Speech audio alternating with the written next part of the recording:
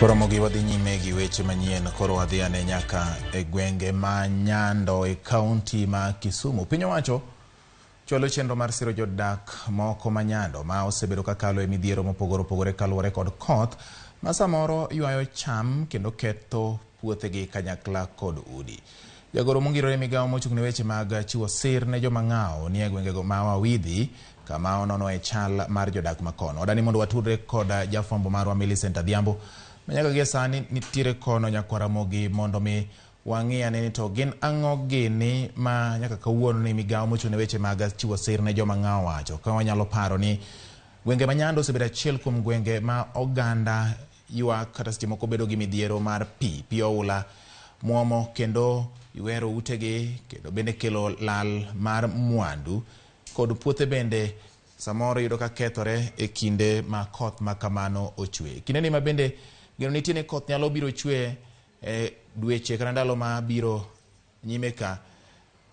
Migago ma ochung' ne weche mag chiwo sir ne jogo mang'awo koro ni e gwenge makono ahinya to Wawidhi mar mondo ging'e ni to chal mar jodak makono chal nade, kendo gie sani Adhiambo ma en jafwambo marwa ma Kisumu ikore mondo mi ong'iswa ni to kawuono ni jatend Migago owacho ang'o hie ma gidwa ni mondo gitim mar konyo oganda ma osebedo kakalo midhiero mopogore opogore ahinya e gwenge ma Nyando, nikech kinde ka kinde osebedo midhiero ma bedo gwenge makono ahinya kotudre kod weche mag koth ma nokelo nyaka wach mar sirikali saidia. Koro sani adani mondo watudre ne gi Adhiambo. Adhiambo kopo ni winja ng'iswa ni to jatend Migago ma bende jalo mochung' ne jagoro mongirore mochung' ne weche mag jogo mang'awo ma omolo e gwenge makono, en ang'o ma owacho ni owinjo bed ni itimo kata ang'o ma otemo wacho ni piny owacho keto e chenro mage mag biro konyo oganda modak Nyando ma osebedo kakalo e midhiero mopogore opogore koting'o midhiero mag pi ma burore e udi kendo samoro ketho nyaka puothe?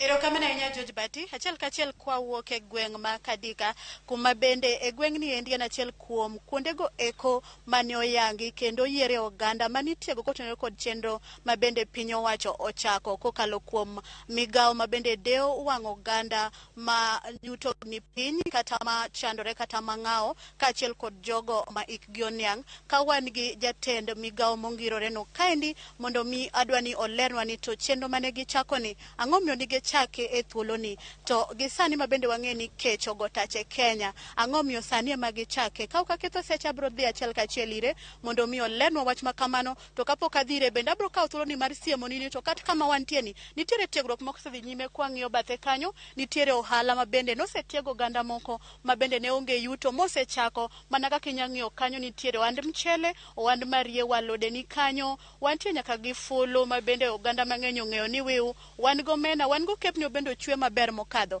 E thuolo ni ende abo teri ir PS mondo mi onyiswa ni to ang'o miyo gichako chenro ni kaka piny owacho mamalo, to ang'o momiyo okelo chenro ni e seche gi eki bende kech ogo tache Kenya, koso wach ma bende nowuok ndalo chien kani sirikali saidia watho emomiyo gichako chenro ni machiegni.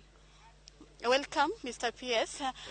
In a brief summary, I would like you to explain to us why this initiative and why did you as a government chose to start it at this time where Kenya is really experiencing hunger strike? Thank you, Ramogi.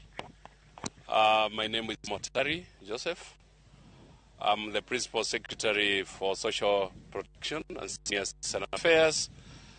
Today, with me, we've come to see success stories of a program within us called Economic Inclusion Program.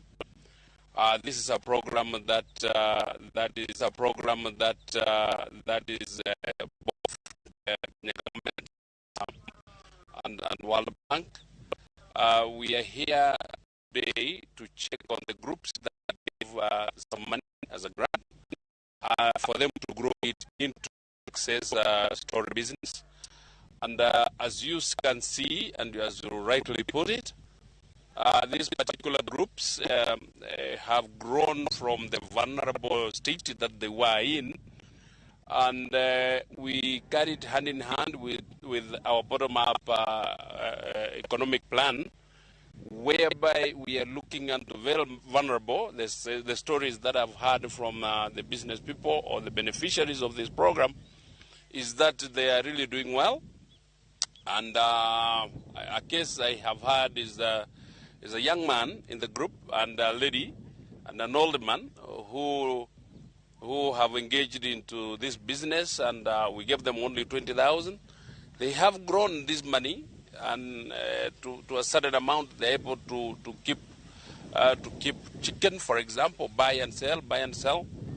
A young man there told us that he's able to stock up to 500 chicks that he buys from a source he called Sakina. So they're doing well. An older man also growing some vegetables and selling some ropes. He's also doing very well. The family, we gave them out of 20,000. They have scaled it up to some good amount. Another one is up to 200,000. Another one up to 63,000. Of 20. And at least the lifestyle is not better than it was because the white paper. So what is the financial implication of this initiative?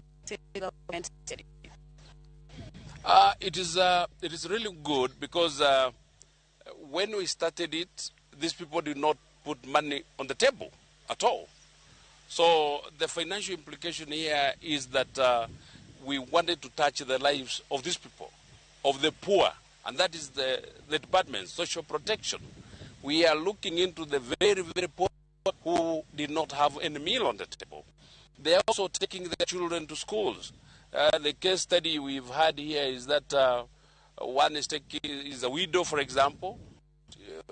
She has children from 1 and 2, and she's paying the fees comfortably.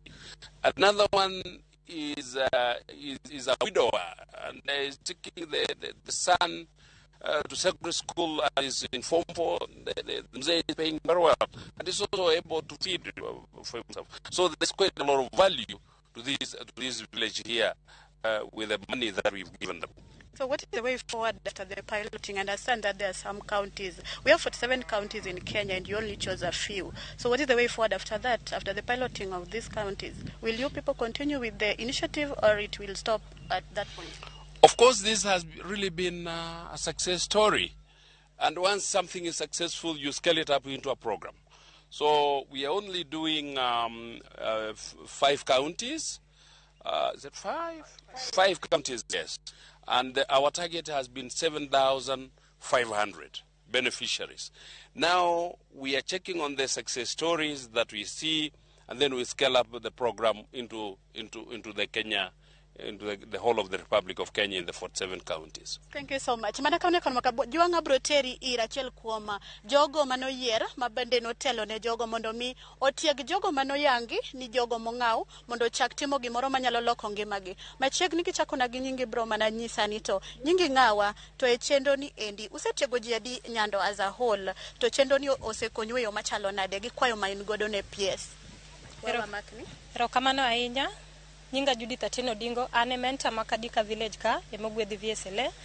E Nyando as a whole, wasetiego dhano 700 gi wiye, kendo waseneno ka chenro ni osedhi maber ahinya, oseloko ngima joudi, kendo oseloko ngima nyithindo, bendo osemiyo nyithindo dhi sikul maber. Koro wan kaka mentors ma Nyando, de wakwani chenro ni kik gol Nyando ka, omed bedo Nyando, to bende mondo bed yaro bedege, mondo wasike Nyando ka, mondo ngima ji mondo tingre malo.